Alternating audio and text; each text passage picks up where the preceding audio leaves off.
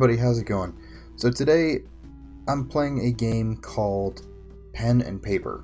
Now this is also a different kind of format than what I normally do on the show because this isn't an indie game to my knowledge. I think it was an indie game at some point, but this game's been out for a really long time. I think it came out like in the early 2010-ish range. And it was on sale the other day, and it's one of those games that I saw and I'm like, I want to play this game really bad because it looks awesome. You may not really know this about me, but I play like a variant of Dungeons and Dragons with a couple people online, and so I'm familiar with the tabletop role-playing game genre. This game is an RPG Dungeons and Dragons kind of game, but on the phone. It'll make more sense as we start playing it. So if you ever played Dungeons and Dragons, you'll kind of see a lot of similarities and understand where I'm coming from. If you've never played, it's very similar to what you're going to see here. So let's go to make some players here. So we have a couple different class choices. We have different characters. So we have a few different characters here. We have Mr. John, who gets, what is that, 10% extra experience points gained. Okay, that's not bad. Nerd, always ready, 50% discount when resurrecting this player after death. Pizza Guy, 50% discount to buy this player. This is one of those. Okay, so later on, as you start adding more people to your table, to your team, you have to start paying to add them in. So you get 2 people for free right off the bat, and then later on we have to add more. So I wouldn't put Party Man, Pizza Guy in right now because I get a discount later on to put him in. Although he's only got a 2 attack and health is 9, not really an overall great character. We got the Jock, who gets a +1 bonus to attack, so his attack would be what, 3? Wolfie looks kind of Chewbacca-esque, gets 1 HP per turn. Okay. Little Brother, who gets +5 to initiative. Oh, that's not bad. Rocker, +5 points to health. Okay. Paris gets 50% discount on blacksmith upgrades. E.T. recovers 1 magic per turn. Hipster gets 10% increased damage range. Lucky Gal gets 1 extra 1 point on dice rolls. Grandma gets an extra 200%. I don't know what this means. Extra 200% to threats. I don't know what the extra 2 means, but Grandma gets extra threat, so that means that they're gonna want to attack Grandma more. Miss Goldberry is a know-how and gets +3 to HP, +3 to magic, +2 to HP steal, +2 to magic steal, +2 to XP. That's an overall pretty good character. Hinks, he's a gamer, gets +1 skill duration. And then we're back to Mr. John. Now there's also different class types other than just the characters. So you have your paladins, your warriors, your rogues, your mage, your druids, and your clerks. So that really gives you a good combination of different characters you can make, and you're limited to 5 people on your team.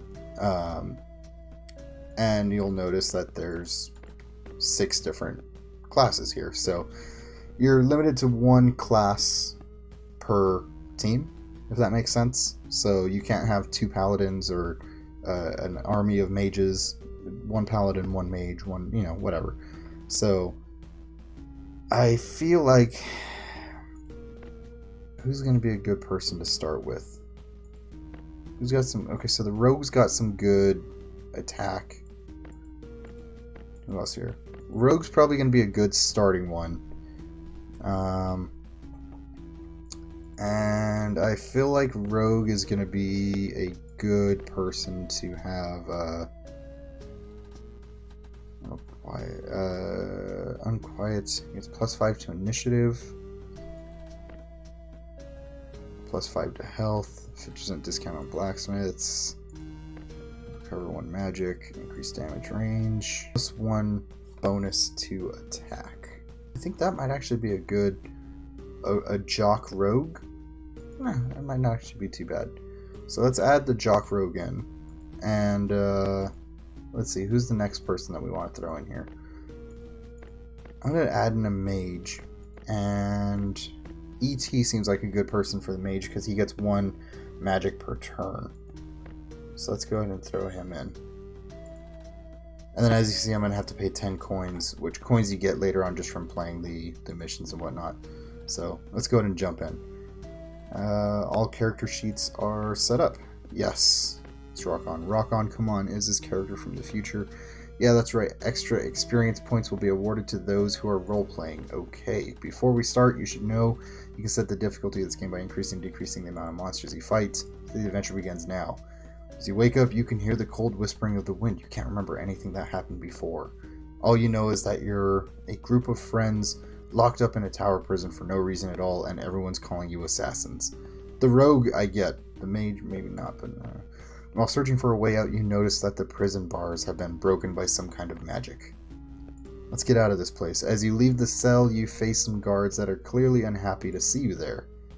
Guard 1, hey, you're supposed to be inside the cell, not outside it. Guard 2, you don't want to get hurt. Do you get back to your cell already? I regret that. I'm not returning to this cage for no good reason. Leave the prison. Tip, you don't need to kill all of them at once. You may battle as many monsters at a time as you like until you reach the objective. To kill 2 guards in 1 or more battles to complete the quest. Got it. Get out of here. Blue stacks. Alright.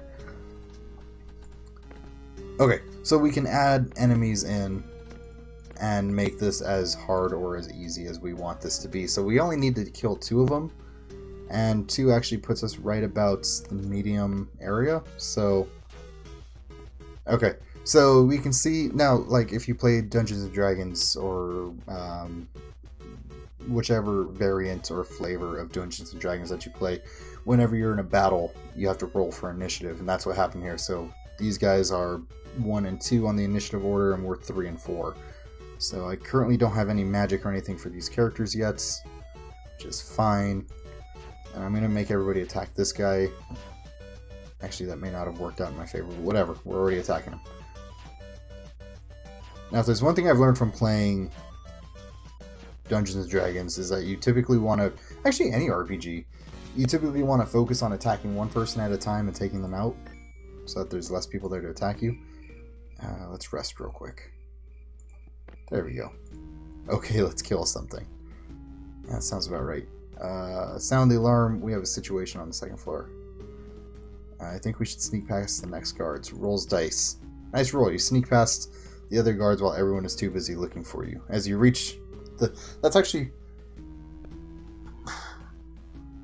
So that's the other thing with Dungeons & Dragons is like... you basically decide what you want to do, and then you roll to see whether or not that's something you can do. So, like, that's something that they referenced there, right? So, like, we should sneak past him. He said, okay, we're going to roll. Yeah, you make it. Okay. I don't know if that's, like... I don't know if that's something, like, you could have failed and had to do something else. I think that would be kind of neat. I no way to tell because I didn't see, like, a dice roll or anything to confirm or deny that, so... As you reach the first level of the tower, a strange man covered in a dark cloak is waiting for you on his horse-drawn wagon. Strange guy. I like his name, Strange Guy. We shall leave this place for now. Hurry up. I don't know who you are, but we'll have to trust you for now. The Strange Guy rode with you to Default Village, where your adventure is about to begin. Pro tip, you may choose whichever quest you like, but the main quest will be marked with stars. Cool, and we leveled up. Okay, so I'm going to increase the poison because that gives me a +1 to his attack. So he now does between 4 and 6 for my Jock Rogue. And we're going to do the Fireball for my Mage. So let's bring another person in also. Do I want to bring in a Paladin, a Warrior, a Druid? Okay, I want to bring in a Paladin. 10 extra experience points gained. Discount when resurrecting this player after death. +5 to initiative. Did I not pick the little brother for anything? Apparently I didn't. I thought I did. +5 to initiative. Would he be better? I think the Jock actually would have been a better Paladin. +5 points to health. Oh, you know what? But so Paladins are often your tank characters because they're the ones that are going to take the brunt of the damage. And also, if you look at like this stuff here, the light gives you strength, a flash of heal that heals yourself for 10 HP, a shield that reduces 50% of the damage taken, a direct strike that deals 3 divine bonus to attack and raises your threat to 40. So he's basically designed as somebody that is going to be taking a lot of hits. I think I'm going to add the rocker as my paladin here. All we need is some heavy metal. Yeah, sounds about right. Alright, so here's one of the other things too. I want to throw this in here just because I think it's really cool. So there are little like temporary buffs you can throw in here, right? So pizza gives you a +2 to crit for 15 minutes. Chips, +2% lifesteal for 15 minutes. +10 magic, yada yada yada. But then there's a couple other things here, right? So like the crown can fight 7 monsters in battle. That stays permanent. Holy Grail can have 5 players at the table. That's something we're going to want later. Loaded dice. +1 to dice rolls. That's something we're going to want also. +1 skill duration. +1 to all skills. Permanent effects. So there's a lot of things that, you know, we're going to want later on. But then there's also a lot of other customizable things. So we can change the table we're playing at. And those gives us different perks depending on which one we pick. We can choose who our dungeon master is. So comic store guy is our default character. That kind of makes sense. We have an actual dungeon master here. Dr. Scientist. Okay. What is this? +5 magic regen? Okay, not bad. Karate rat. Master Splinter! +1 to attack, +5 to magic. Yoga. Alright.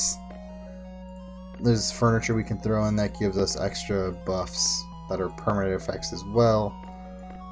So, cool different things like that. Different doors that gives us different permanent effects, permanent buffs and whatnot. Rugs that also give permanent buffs. Books that we can leave on the table, permanent buffs also. So lots of cool little things that you can add in here to kind of customize the game as you're playing and things. Was that Johnny 5? Johnny 6. Alright. Different walls. What else do we have here? And then we're back to snacks. So this is really cool. They put in a lot of hard work to make this, and I think that's a really awesome idea, really awesome concept. Just because, like I said, I play these kind of games. These are something that I know. I understand where they're coming from with this. So I don't know. I like it. I think it's cool. It's probably something I'm going to continue to do a series on, even though it's an older game, and I'm sure a lot of people have seen it so far, but whatever, I like it, so it's my channel, I can do what I want. But if you guys are enjoying this, go ahead and leave a like down below, and in the comments, let me know if you played this, or if you played any other Dungeons & Dragons, or tabletop RPG style games, anything of that sort. And if you're new to my channel, click on that chinchilla icon. That will get you subscribed to my channel. If you're already a subscriber, hit that notification icon, and that will get you notified every time I upload a new video.